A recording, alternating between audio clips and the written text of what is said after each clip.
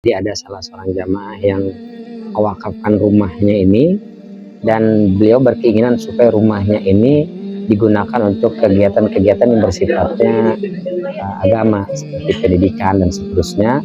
Tapi kemudian beliau menginginkan bagaimana kalau rumah ini dijadikan sebagai tempat orang belajar Quran.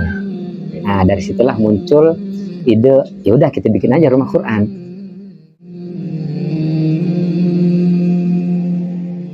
Kita pengennya menjadikan rumah ini adalah rumah Quran. Artinya tidak hanya tahsin, tidak hanya memperbaiki bacaan, dan tidak hanya menghafal, tapi juga semua kegiatan yang berkaitan dengan Al-Quran kita fasilitasi di sini.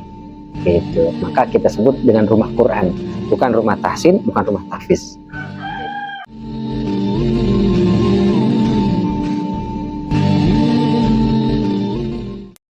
Adapun pesertanya ini terbuka untuk umum, mulai dari kalangan anak-anak dari usia TK, SD, bagi yang ingin memperbaiki bacaan Al-Qur'annya, tahsinnya, insya Allah kami fasilitasi di sini.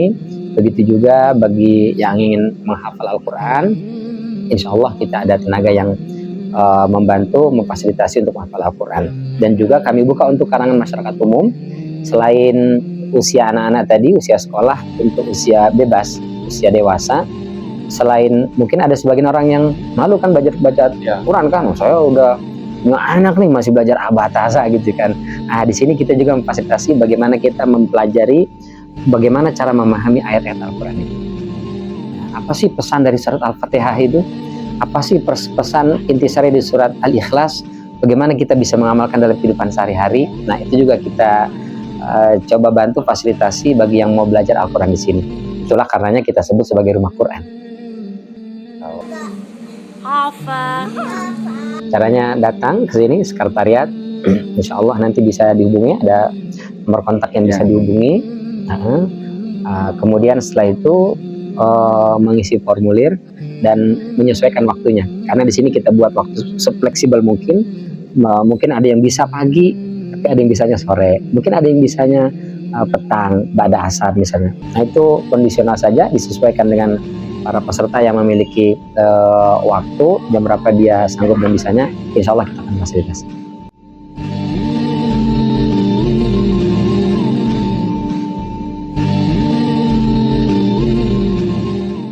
Kalau biaya sih sebenarnya free ya, bebas ya, tapi mungkin biasanya orang itu kalau gratis tuh kayaknya kurang tertarik gitu, kok kayaknya nggak serius gitu.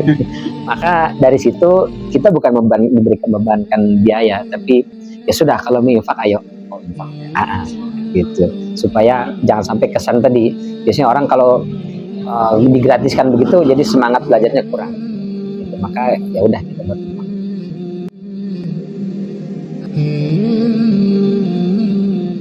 Kalau secara umum sih tahsin, tahfiz kita menggunakan beberapa metode seperti umi, qiraati, dan yang lainnya.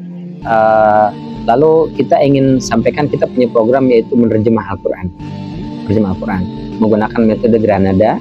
Bagaimana kita yang nggak sempat pesantren, nggak pernah belajar nahwu shorof segala macam, tapi kita bisa juga belajar bagaimana memahami bahasa Al-Quran dengan pendekatan ke bahasa Indonesiaan. Misalnya, ini kata apa, ini kata benda, ini kata kerja, bentuk lampau, bentuk sena akan, dari ciri-cirinya. Lalu setiap orang bisa mengidentifikasi dan mengetahui maknanya. Nah, tapi bukan mencetak jadi seorang mufasir ya, minimal begitu dibaca Al-Quran, oh ini ngomongin tentang ini, ayat ini gitu. Itu kata dengan ada. Lalu setelah itu lanjutannya kita nanti pakai tadabbur. Tadabbur itu ayat ini apa sih pesannya, bagaimana aplikasinya. Nah, itu kita punya metode seperti itu. Itu mungkin yang ingin kita sampaikan ke masyarakat sekitar, insya Allah.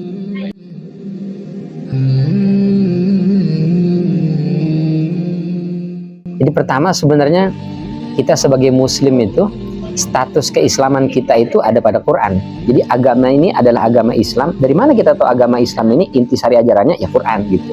Maka sebenarnya sih seorang muslim nggak boleh jauh-jauh dari Quran.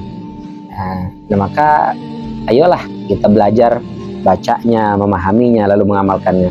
Tapi saya malu, Ustaz, bagaimana? Gak usah malu, dulu para sahabat juga belajar berbeda tua loh. Jadi Jangan sampai ada semacam stereotip bahwa belajar itu buat anak-anak. Enggak, kita justru yang dewasa ini butuh. Apalagi mohon maaf nih, justru yang semakin banyak masalah kan udah pada dewasa. Anak kecil mana ada masalah, hidupnya tenang kan, nyaman. Sehingga Al-Quran itu kan diturunkan oleh Allah Subhanahu Wa Taala sebagai problem solver kehidupan kita. Dan yang punya problem yang dewasa. Maka ayo datang kita belajar.